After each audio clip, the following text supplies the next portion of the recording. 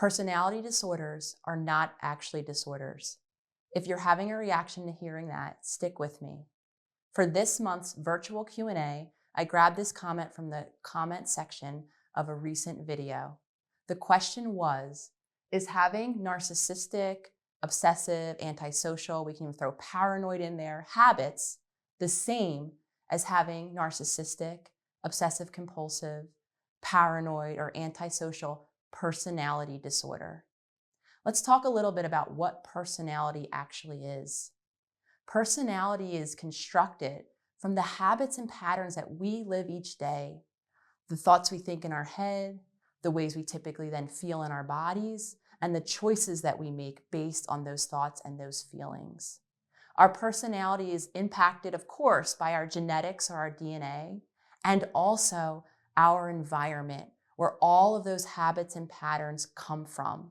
It's from those earliest environments that we become very habitual creatures, and we become very habited in the lifestyle choices that we make. Those lifestyle choices are so important because we now know, based in the science of epigenetics, that it is those lifestyle choices that impact whether or not our genes are expressed or turned on, or repressed, not turned on.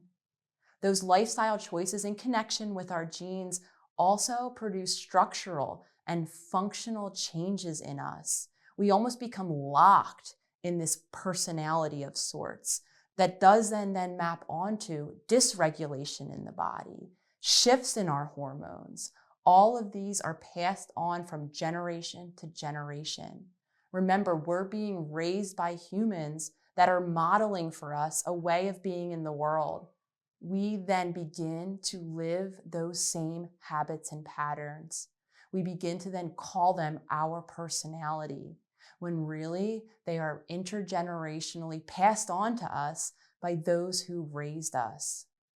We might see the same tendencies in the adults that raised us, making us feel that personality isn't something we can change, when it actually is. So how do we begin to create change in our personality? First, we begin to witness ourselves consciously. Witness the habits and patterns and lifestyle choices that are impacting the way we think, the way we feel, and the things that we do in the world. And then begin to make a conscious choice to create change in those areas. Consistently making new choices can impact how we think, how we feel, and what we do. We can actually change our personality. We're not disordered at all. There is hope.